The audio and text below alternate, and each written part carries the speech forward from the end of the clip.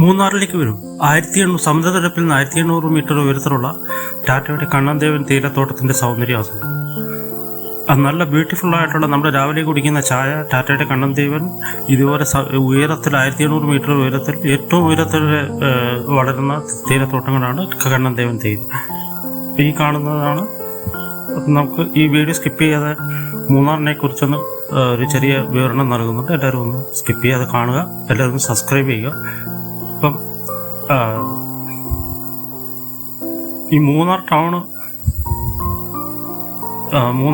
കഴിഞ്ഞിട്ട് ഇപ്പം ഞാൻ രാവിലെ 6 മണി തൊട്ട് 1 മണി വരെ ഒരു ഷോർട്ട് വിസിറ്റിന് മൂന്നാർ പോയത്. അത് വേറെ ഒരു ബിസിനസ് ആവശ്യത്തിൽ.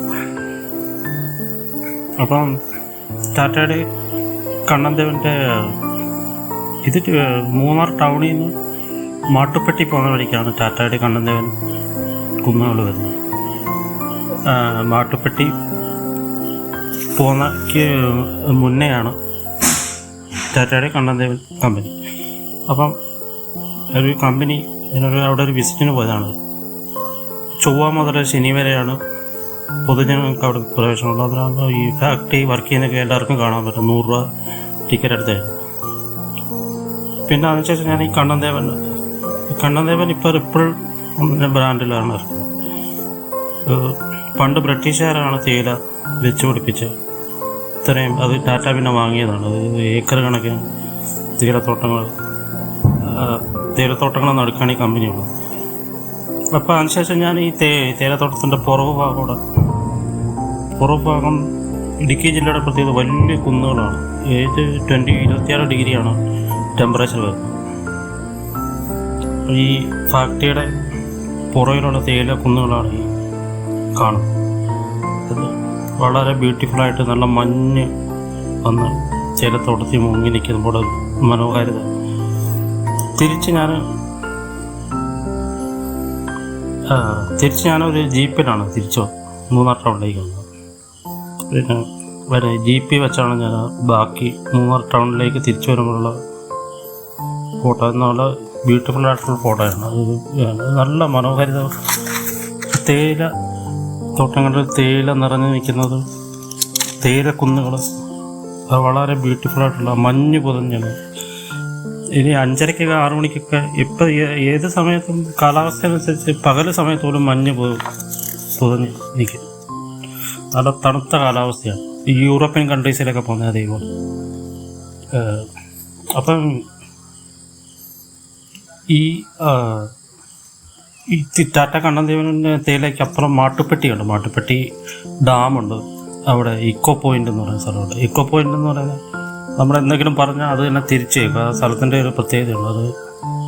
അത് ഞാനവിടെ പോയിട്ടില്ല. പക്ഷേ എൻ്റെ അവിടെ ഒരുപാട് ബോട്ട് സവാരിക്ക് അത് ഞാനൊരു ദിവസം ഫുള്ള് 2-3 ദിവസമൊക്കെ നമ്മൾ സ്പെൻഡ് ചെയ്യാൻ റെഡിയായിട്ട് പോകണം.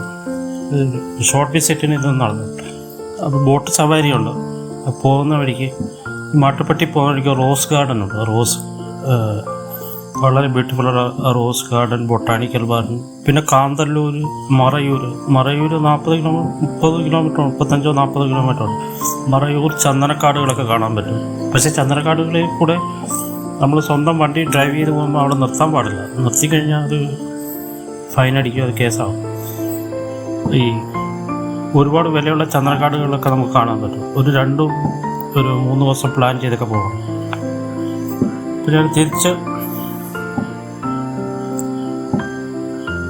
തിരിച്ച് നല്ല ബ്യൂട്ടിഫുള്ളായിട്ടുള്ള മലകളിലൂടെ ഇറങ്ങി.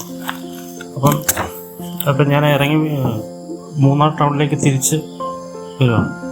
മൂന്നാർ പൊതുവെ ഉയരമുള്ള സ്ഥലമാണ്. മൂന്നാർ സമുദ്രനിരപ്പിൽ നിന്ന് 1800 മീറ്റർ.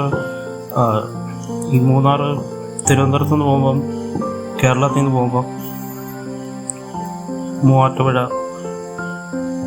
കഴിഞ്ഞിട്ട് പിന്നെ കുറേ ദൂരം കഴിഞ്ഞിട്ട് പിന്നെ ഉയരത്തിലോട്ട് കയറി പോകണം.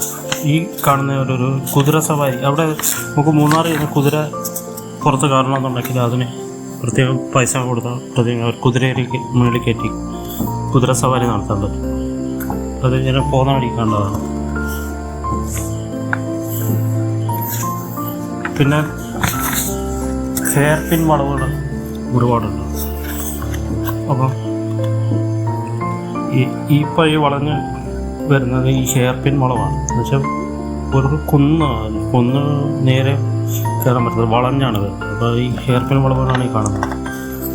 നല്ല ബ്യൂട്ടിഫുള്ളായിട്ടുള്ള ഹിൽസ്, നല്ല മഞ്ഞ് പുതച്ചെടുക്കുന്ന ഹിൽസ്. അപ്പോൾ ഇവിടെ നിന്നുള്ള ചായയാണ് നമ്മൾ രാവിലെ കുടിക്കുന്നത്. അത് ചായക്ക് ആ ടേസ്റ്റ് വരുന്നത് ഈ കുന്നുകളിൽ ആ മഞ്ഞ് വീഴുന്ന കുന്നുകൾ ഇവിടെ നിന്ന് തേയിലയാണ്. അതിനുശേഷം ഒരു മണിക്ക് ഞാൻ KSRT സ്വിഫ്റ്റ് ബസ്സിൽ കയറി. KSRTCയുടെ തിരുവനന്തപുരം സ്വിഫ്റ്റ് സൂപ്പർ ഫാസ്റ്റ്. അതിപ്പോൾ അതിനകത്തുള്ള കാഴ്ചകളാണ് ഇപ്പോൾ ഈ കാണുന്നത്. ഈ ഒരു മണിക്ക് ശേഷം മഴ പെയ്തത് ഈ ഗ്ലാസ്സിൽ നിന്നുള്ള മഞ്ഞ് വെള്ളത്തുള്ളികൾ ഗ്ലാസ്സിൽ അത് കാണുന്നുണ്ട്. പിന്നെ എല്ലാവരും ഈ ചാനൽ സബ്സ്ക്രൈബ് ചെയ്യണേ, പിന്നെ കമൻറ്റ് ചെയ്യാം ഒക്കെ ചെയ്യാം, അഭിപ്രായങ്ങളൊക്കെ രേഖപ്പെടുത്താം. ഇനി പുതിയ വീഡിയോ പുതിയ സ്ഥലത്തുനിന്നും മൂന്നാമത് തന്നെ 2-3 ദിവസം കൊണ്ട് ചെയ്യുന്നുണ്ട്. പിന്നെ തിരിച്ച് മൂന്നാർ 1800 മീറ്റർ ഉയരത്തിൽ നിന്ന് ബസ് വരുന്നത്. ഒരുപാട് വളവുകൾ, ഒരുപാട് വളവുകൾ കഴിഞ്ഞ് പതുക്കെ കോതമംഗലം, മൂവാറ്റുപുഴയ്ക്കപ്പുറം കോതമംഗലം എത്തുമ്പോൾ ഒരേ ലെവലാണ്. കോതമംഗലം കഴിഞ്ഞാണ് ഈ ഉയരം. തിരിച്ചിറങ്ങി വരുമ്പോൾ അതുപോലെ ഇറക്കം പതുക്കെ ഹെയർ പിൻ വളവുകളൊക്കെ കഴിഞ്ഞ് ഇറങ്ങി 1800 മീറ്റർ താഴെ എത്താൻ തിരിച്ചിറങ്ങി വന്നപ്പോഴും ആ ഇടുക്കി മൂന്നാറിൻ്റെ ബ്യൂട്ടി, പച്ചപ്പ് പിടിച്ചെടുക്കുന്നത്. ഈ തേയില മാത്രമല്ല, അവിടെ സ്പൈസസ്, ഏലം, കുരുമുളക്, ജാതി, കൊക്കോ, ചില സ്ഥലത്തൊക്കെ ലൈവായിട്ട് നമുക്ക് ചോക്ലേറ്റ് ഉണ്ടാക്കി കാണിച്ചു തരും. പിന്നെ അവിടെ മൂന്നാർ ടീ ഫാക്ടറി ഉണ്ട്. ടീ ഫാക്ടറി എന്ന് പറഞ്ഞാൽ ബ്രിട്ടീഷുകാർ സ്ഥാപിച്ച ടീ ഫാക്ടറി, ടീ എങ്ങനെ ഉണ്ടാക്കുന്നതെന്നുള്ള നമുക്ക് കാണാൻ പറ്റും. അങ്ങനെയുള്ള കുറേ കാഴ്ചകളുണ്ട്. ഒരു 3 ദിവസം ഒക്കെ, ഒരു 3 ദിവസം പ്ലാൻ ചെയ്ത് വാങ്ങി ഈ പറയുന്ന സ്ഥലങ്ങളിലെല്ലാം നമുക്ക് കാണാം. മാട്ടുപ്പെട്ടി ഡാം, പിന്നെ ഇക്കോ പോയിൻ്റ്, അങ്ങനെ കുറേ സ്ഥലങ്ങളുണ്ട്. കാന്തല്ലൂർ, അങ്ങനെ ദേവികുളം അവിടെയും തേയിലത്തോട്ടം കുറച്ചുകൂടെ ബ്യൂട്ടിഫുള്ളാണ്. ഞാൻ അവിടെ പോയിട്ടില്ല, ഞാൻ ഷോർട്ട് വിസിറ്റിന് പോയതാണ്. ഇപ്പം തിരിച്ച് KSRTC ബസ്സിൽ ഇരിക്കുമ്പോൾ തന്നെ നല്ലത്. അപ്പം ഇനി നമുക്ക് റോഡ് എങ്ങനെയാണെന്ന് മനസ്സിലാക്കണ്ടേ. ഇനി ആരെങ്കിലും പോവുകയാണെങ്കിൽ സ്വന്തം വണ്ടി ഡ്രൈവ് ചെയ്ത് നല്ല പ്രാക്ടീസ് ഉണ്ടെങ്കിൽ ഈ ഹെയർ പിൻ വളവൊക്കെ കറക്റ്റായിട്ട് ഡ്രൈവ് ചെയ്ത് നല്ല രീതിയിൽ ഡ്രൈവ് ചെയ്ത ഒരു ചലഞ്ചാണ്. ഞാൻ റോഡ് എങ്ങനെയാണെന്ന് മനസ്സിലാക്കിയതാണ് ഒരു KSRTC ബസ്സിന് പോയത്. പിന്നെ ഈ അവിടുത്തെ പ്രത്യേകത, മൂന്നാർ KSRTC സ്റ്റാൻഡിൽ ചെന്ന് കഴിഞ്ഞാൽ പഴയ KSRTC ബസ്സുകൾ അതിനകത്ത് നമുക്ക് താമസിക്കാനുള്ള സൗകര്യം, ഉപയോഗശൂന്യമായ KSRTC ബസ്സുകൾ നിരത്തിയിട്ട് അത് ക്ലോസ് ചെയ്തിട്ട് അതിനകത്ത് ഒരു ബെഡ്, ഒരു മുഖം കഴുകാനുള്ള ഫേസ് ഒക്കെയുള്ള ഒരു ഫാന്, അങ്ങനെയുള്ള സംവിധാനങ്ങളൊക്കെ ഉള്ള. അതിന് നമുക്ക് ഒരു 12 മണിക്കൂറത്തേക്ക് 100 രൂപയാണ് ചാർജ് ചെയ്തത്. പക്ഷെ ഞാൻ അവിടെ ചെന്നപ്പോഴത്തേക്ക് അതെല്ലാം ഫില്ലായി. അപ്പോൾ ഈ കാണുന്ന KSRTC ബസ് നിങ്ങൾ